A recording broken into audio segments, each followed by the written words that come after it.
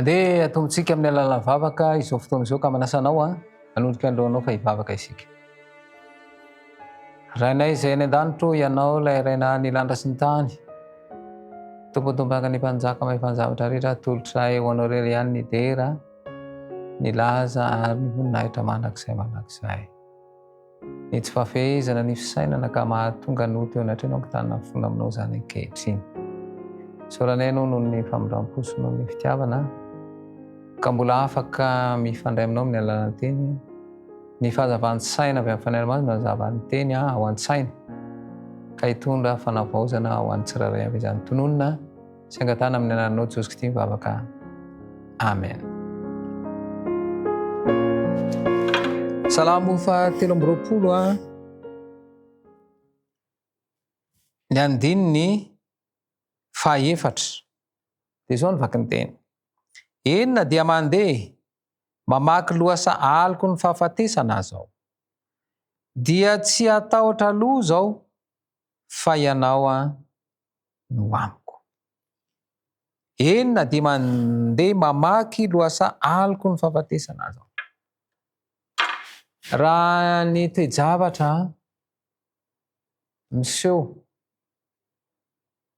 dia miroso any amin'izany fandringanana izany.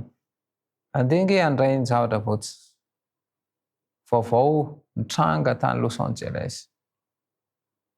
Voaingana. Fa dia ao anatin'ny fotoana fomonjy dia kilan'ny afo ny tanàna.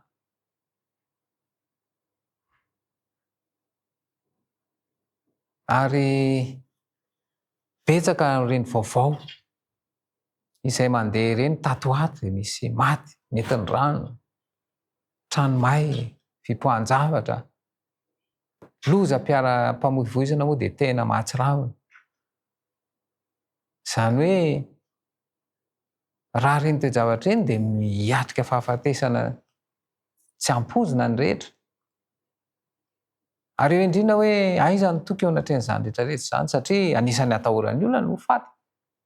Tsy izay tsy matahotra no faty izany. Kanefa ny soratra masina dia mazava ny azy ny teny. Sambatra izay maty eo amin'ny tombo. Tsy ny fahafatesana izany no mampatahotra. Fa ny soratra masina masy dia mazava hoe fahafatesana no tambon'ny ota. Ho an'ny mpanota izany tsy maintsy ho faty ny mpanota.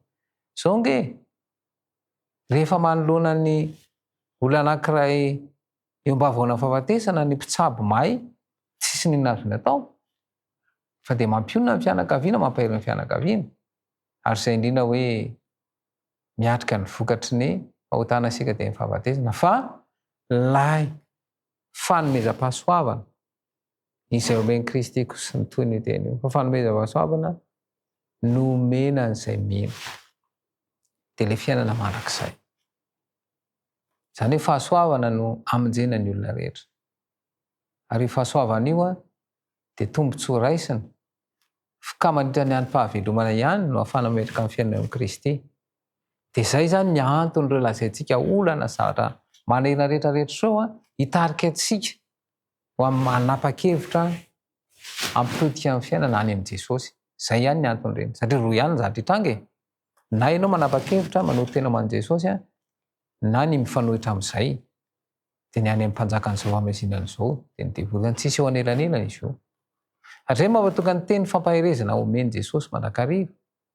Mitodika any amin'ny olombelona izay mpanota fa ekeny ho lasa zanak'Andriamanitra rehefa mibebaka ka manadio ny fiainany, manadio ny fisainany amin'ny alalan'ny fanaovana batisa azy. Dia amin'izay fotoana izay mahazo ny fanomezana dia ny fanahy masina izy ireo. Ary izay no mampatonga ny hoe ilay teny eto izany izao dia hoe na dia mamaky ny loasa aliko ny fahafatesana aho. Izany hoe mbola tsy nitranga fotsiny ny accident dia tsy maninona fa rehefa tratra eo hoe ahoana ity.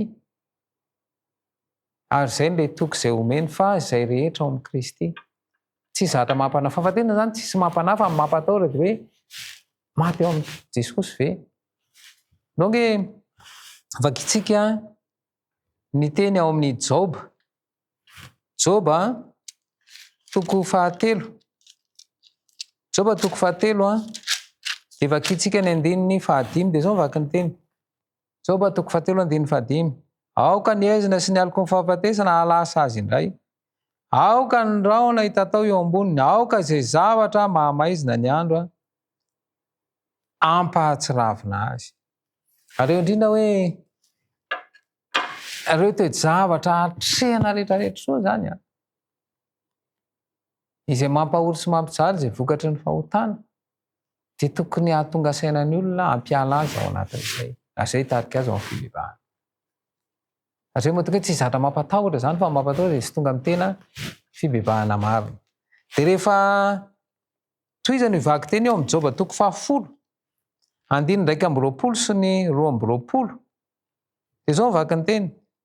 Dia ny tsy mbola lasa tsy hiverinao dia ho any amin'ny tany ny aizina sy ny aloko ny fahafatesana, ho any amin'ny tany maizipito, dia any amin'ny aloko ny fahafatesana sy ny fikorontanana, sady maizipito ny famirapiratana. Dia eo indrindra zany hoe ny fiafaran'ny mpanotana dia fahafatesana fa manome toky Kristy efa nandresy ny fahafatesana izy ka izay mametraka amin'ny fiainana eo aminy dia namaty ara dia hitsangana indray. Ary zany ny toky omeny Kristy. Ary io toky izay omeny io dia ahatonga ny rehetra afaka hiaina ampirindrana. Ary mbola mafisiny izay ao amin'ny Joba io ihany. Joba toko 420 dia vakiny ao amin'ny andininy 17. Dia zao ny vaky ny teny fa ny aizipito no maraina n'ireo rehetrareo satria efa mahazatra azy ny fampahorian'ny aizipito. Ka eto zany lay aloko ny fahafatesana izay samy tratran'izay koa ny rehetra dia manome toky Kristy fa hanampy anao sy hiaro anao. Dia izay mampatoka ny toy ny teny hoe dia tsy atahotra ny loza aho. Ahoana moa zany hoe tsy atahotra ny loza? Ary izay le hoe lay toky izay omena ekena amin'ny finoana dia alaina sary an-tsaina dia ahatonga anao handeha. Fa io mantsy mifitaka ataon'ny mpanjakan'izao famasinana izao, ataony sa. So maty eo, so maty eo. Tsisy tsy ho faty zany. Rehefa tonga ny fotoana hafatesana, maty ny olona. Rehefa tonga ny fotoana hafatesana, izany mbola tsy tonga fotsiny ny fotoana ny hafatesan'ny olona anankiray. Fa rehefa tonga ny fotoana hafatesan'ny olona anankiray dia maty izy. Fa ny fomba hafatesana no tsy mitovy. Ary io no mampatahotra ny olona. Le ho faty eo ihany fa le fomba hafatesana hijaly amin'le fotoana hafatesana.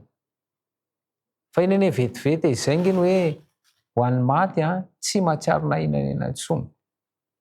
Isika velona mbola mahatsiaro mijaly, mandre fanahitaina sy fahoriana fa maty zany tsy na mijery hoe io fa nijaly be izy dia io fa maty tsy mahatsiaro na inana intsony rehefa maty.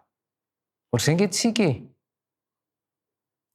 Ianao rehefa voadona dia manahitaina fa aveo afaka le fanahitaina nga tsaroana intsony le izy. Dia ohatr'izay ihany koa, ary izay hoe misy zavatra ara-boajanahary napetraka ao amin'ny olona. Fa ny fitaka atao an-tontolo dia avelony ao an-tsaina mampatsialy ilay zavatra tsy mety. Dia iny ilay anarana, ilay hoe manadino. Asiana zavatra zany fa ny tokony anaranao dia manadino an'iny. Tsy raha voa any amin'iny zavatra iny no afantoka amin'ny saina dia tsy mety adino iny. Fa rehefa afantoka amin'ny zavatra hafa iny dia adino azy. Izay mahatonga rehefa miasa eo ny olona anankiray adino ny sakafo tsy mahatsiaro noana izy. Fa vao mijanona eo izy dia noana. Ohatr'izay koa rehefa manao zavatra ny olona anankiray dia tsy mahatsiaro reraka izy fa vao mijanona izy tonga dia reraka. Ary izay indrindra hoe eto zany izao dia rehefa saintsaina ny teny fampanantenana izay amin'Kristy ataonao an-tsaina dia hanampy anao hiatrika ny toe-javatra. Zao nambaran'ny Salamo 4:7. Salamo 4:7 dia vakitsika ny andininy 9:10 dia zao vaky ny teny. nefa ianao nanorotoranay teo amin'ny fitoerany ambodi sy nanarona anay tamin'ny aloky ny fahafatesana. Rehefa afantoko amin'ny Kristy ary izy no mpiaro dia ho hitanao fa ahazo famelombelomana ny fanahy.